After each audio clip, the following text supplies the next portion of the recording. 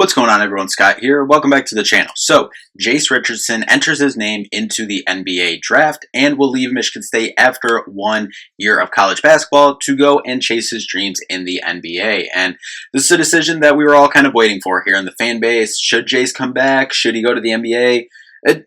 To be honest, kind of deep down, we all probably knew that it was probably the smartest and best decision for Jase to go enter his name into the NBA draft. I mean, he was going to at least go through the process, but at least on my end, I know I said in a couple of the videos here that I kind of thought that he might come back, and especially after that loss, I thought maybe, wanting to chase that Final Four that he talked about, being such a big dream of his since he was a kid. I thought that might, sway him to possibly come back, for 1 more year here. But at the end of the day, Jase Richardson going to the NBA draft. We're going to talk about it here. But first, if you could, just hit that like and subscribe button down there. We'll have more Michigan State basketball content on the channel. Michigan State also, we are recording this a little bit late after the news. So Michigan State did also just pick up a transfer portal name too today. So we are going to talk about that as well, and then what else we can expect from Michigan State basketball this offseason. So just make sure you subscribe so you don't miss a video. So Jase Richardson, obviously, listen, this is a guy that no one expected the season that he had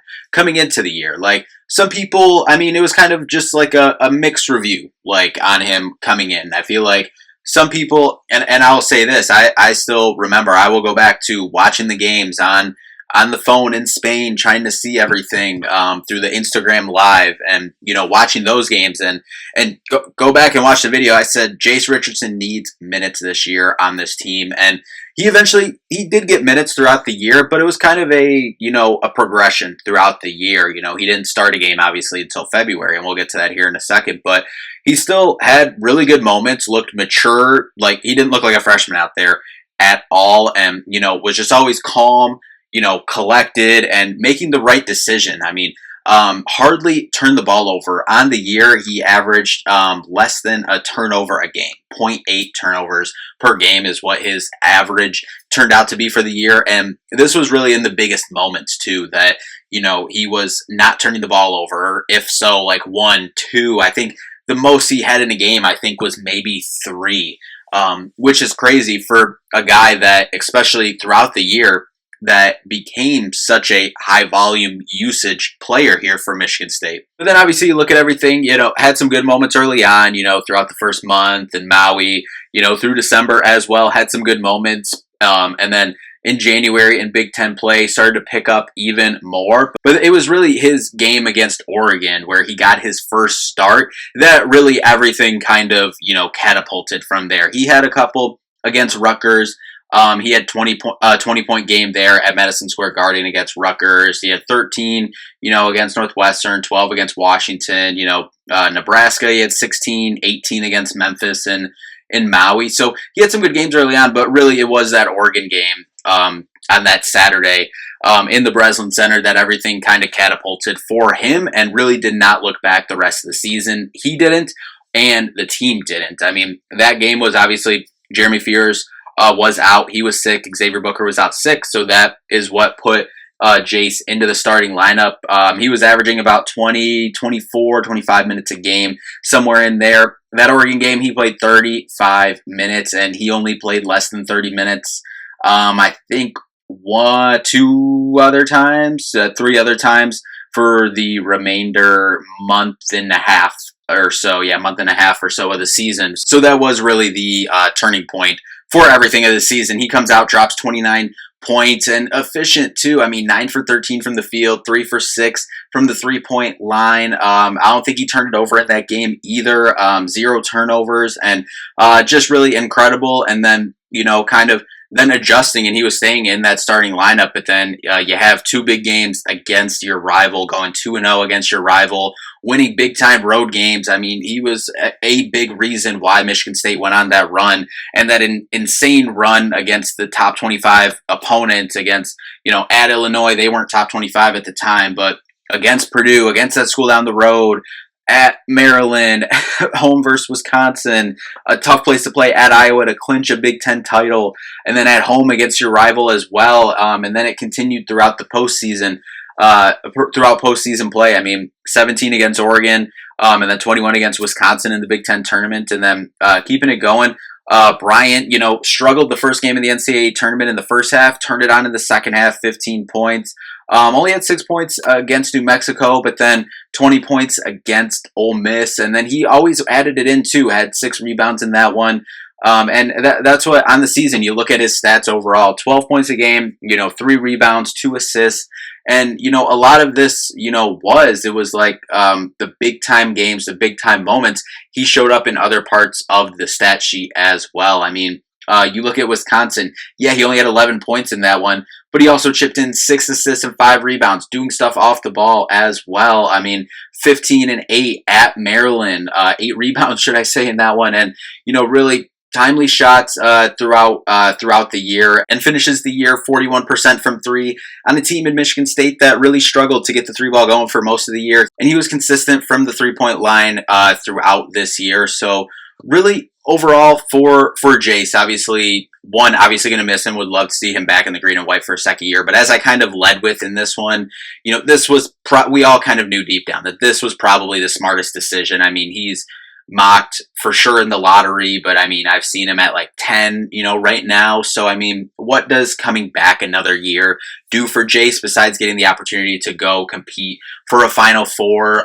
Something he said that he dreamed about, and, improving parts of your game. But I don't think with his game, I'm not saying no one that goes in the draft is like perfect, but I'm not saying his game's perfect at all. 'Cause, like I said, no one that goes into the draft game is perfect. Everyone has stuff they can work on, but there's nothing like glaring, at least in my opinion, that, Jase can like work on that takes him from projected like 10th pick to like a top 4 pick. So, I mean, coming back, if you come back, because if you think back to the beginning of this year, like Jase wasn't expected to be one and done, maybe 2 and done if things, click and you get to going, and, but he wasn't projected as like a Jaren Jackson coming in, or, something like that it was like, oh, we expect this guy to go 1 and done.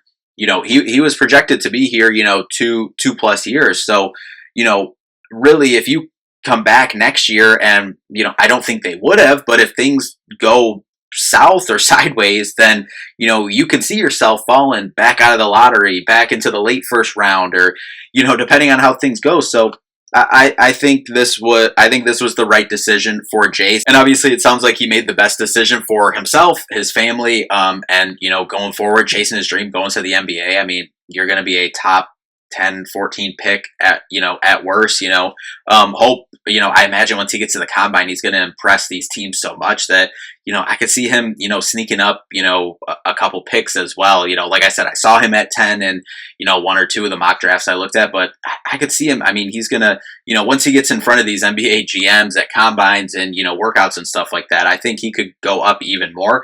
Obviously, it's going to depend how the lottery shakes out and everything. So, we'll see how that goes here as things develop over the next, 2 months, 2.5 months before the draft gets here. But anyway, overall, we'll close before we have a final word on Jase heading out of here. For Michigan State, as I said, like, there'll be another video right after this. Michigan State did just pick up a commitment in the transfer portal, so we'll get to that. But besides that commitment that we will talk about in the next video, Michigan State still needs a guard that can score off the bounce, like consistently, like kind of said, like a Tyson Walker, Jase Richardson, that can get to the basket, create their own shot.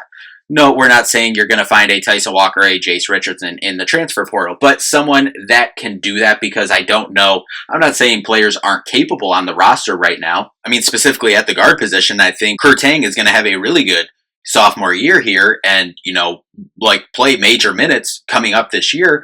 But, we haven't seen if that's part of his game, like, yet at the college level. We've seen, him, like, just in spurt, minutes at the end of the game. So, we don't know if that's going to be the case. So in my opinion, Michigan State still needs to get a guard that can create off the bounce. And then probably, yes, they got their wing that we will talk about here in a second. But then in my opinion, just another rotational center to just throw in the mix. I'm fine with Coop being the starting center, fine with Jesse McCullough getting a lot of minutes there as well. If they go small ball, slide Jacks up, especially with Jordan Scott, Cam Ward coming in, think they're going to play a lot, interchangeably, them 3-4, on that wing position. So depending on the different lineups that they can throw out there. But yeah, just another rotational piece.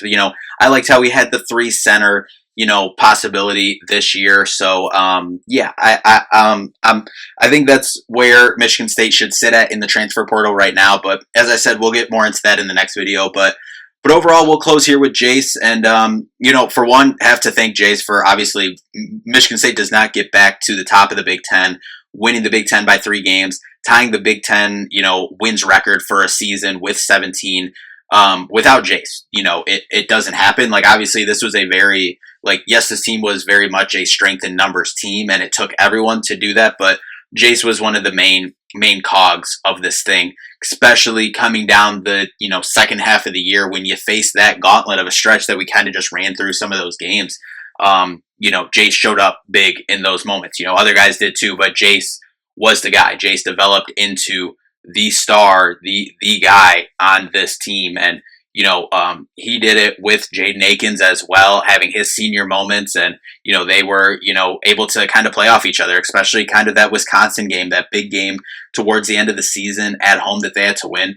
Jase only had 11 points in that one, but guess what? Jaden Akins had his senior moment in that one and had a really good game in that one too. So what Jase did? He rebounded the ball, he assisted the ball, distributed the ball, and did other things. And that's what I'll leave the memories with Jase, of him being able to yes, he could clearly have been and we saw it the last month and a half, clearly the best offensive player on the team, best player overall on the team, could have went I'm going to average 20 points a game, and he did that the last month and a half. But he could have just done that and not played defense or distributed the ball, rebound the basketball. But no, he did that, and he took a back seat some nights. If Jaden was hot, if Jackson was hot, like in Illinois, or in the NCAA tournament, like that Bryant game, Cohen was hot. So just doing whatever it takes for the team to win is what I'll remember most about Jase. And then all the incredible moments. I mean, countless to go through. The moments in the Oregon game, the moments, against